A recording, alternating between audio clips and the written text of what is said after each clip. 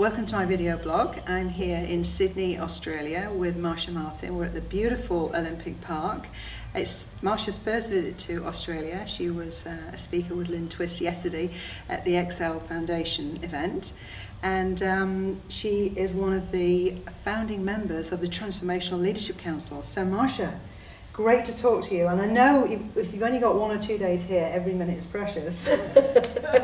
Tell me a little bit about some of the things you've been doing. Oh, I'm so enjoying being here. First of all, as you know, Lynne Twist and I were invited by Excel Results Foundation to speak at this amazing event. There were hundreds of people here. Oh, it was brilliant. And what was really great is Roger Hamilton, who's the head of the Excel Results Foundation, actually donated some time within the event so that Lynne and I could facilitate a Pachamama Alliance Symposium called Awakening the Dreamer, Changing the Dream. And it's a lot of the work, you know, Lynne's the co-founder of the Pachamama Alliance, and they present the symposium, and I went to the rainforest with Lynne, and it changed my life. And so I became a facilitator for the symposium.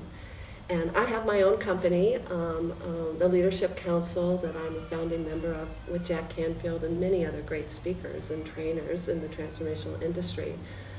Called the Transformational Leadership Council. Is actually an association that I belong to and helped create, but my main work, actually, I have a training company myself. I travel all over the world doing work in transformational leadership and communication and presentation skills. And I've just created a new media company for transformational media. We're putting together a whole broadcast channel, and we're going to be making uplifting, life-altering, world-changing media. That's what's needed. Yeah, and our intention really is to do for transformational content and positive change and quality of life information, what CNN did for news and what MTV did for music and what ESPN did for sports. So right now it's called Wombat, which is an Australian name. Do you love that? How did that come That's about? a long story. You know, when you were in the symposium, you saw that beautiful 60-second flick.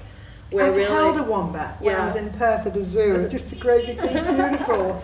Well, it's a cartoon, but essentially what the little wombat says is there's only one world, and we have to take care of it, and we have to learn to share with our neighbors. Our neighbors aren't going away. No. And we can't live on Jupiter. It's pretty, but we can't get there. And so we have to take care of our world, and that's really the whole purpose of the Wombat Media Company, is to create a sustainable world for everyone, and with our content, and to give the change makers of the planet a platform to come from with a new technology and amazing, amazing talented team members that will allow us to produce content that is high quality, with Hollywood kinds of production value. Beautiful.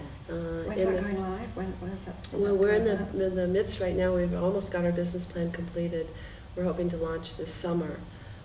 But, you know, it'll start off, of course, web-based, and it'll be for web and wireless and IPTV, and it'll be in film and television, and it'll also have a broadcast channel, so we're very excited. That's fantastic. Yeah. Well, here we are at the beginning of March, and next week's International Women's Day. That and is you're so a fabulous great. woman running your businesses. What advice would you give to women right at this time? You've done a number of things. There's a number of women who transforming their lives, you know, listening to the teachers that you're going to be presenting on your channel, really wanting to get out there in a new way and, you know, do business in a new way. Well, I think, first of all, what I would advise every woman in the whole world to do is go to the rainforest with Lynne Twist and the Pachamama Alliance, and they can find out about that by going to pachamama.org.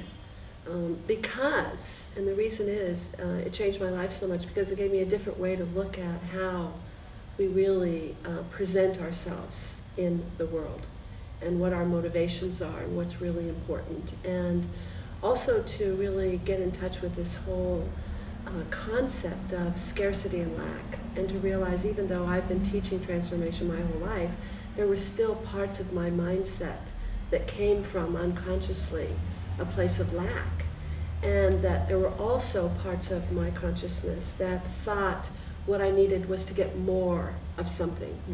Now, I thought I'd worked on that for years, but I realized that when I was able to be with the indigenous people and really learn about what's really going on in the state of the world and what's happening in the rainforest today.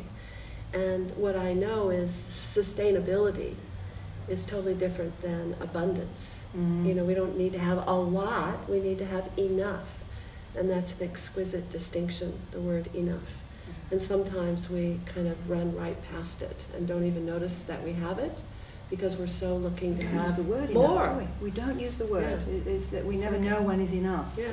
We're a society that really lives around too much. Yeah, too much and abundance and more and abundance is good. It's our right. It's our birthright. It's in every great book, and every wonderful avatar and spiritual leader has said that that is our right from God, however we describe God. But at the same time, if we use abundance as an excuse to hoard, then we've really taken away the real meaning of abundance. Abundance is that, you know, we are full and that we are complete, not that we have to have more than everyone else. So that's one thing I would suggest. And another thing, particularly for women, because I do a lot of work with women, as I shared with you, I have relationship trainings that I do for women and for men, actually. They need help too. We love them, but they need help.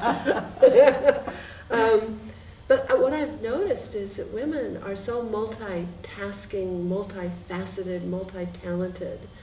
There's so much they can do. They're able in so many areas that it's how their brain is put together. You know, a brain of a woman is different than a brain of a man, and our whole physical functionality and capacity, it's just different. It's not better, just different. And one of the things that's different is that we can do great things in many different areas. But what I find is a couple of things happen. Either we get stuck in a role, not that someone's put us there, but we get so familiar with that role that we forget we have the capacity to have many other roles. And two of the roles that we tend to get stuck in or put ourselves in is little girl and mommy.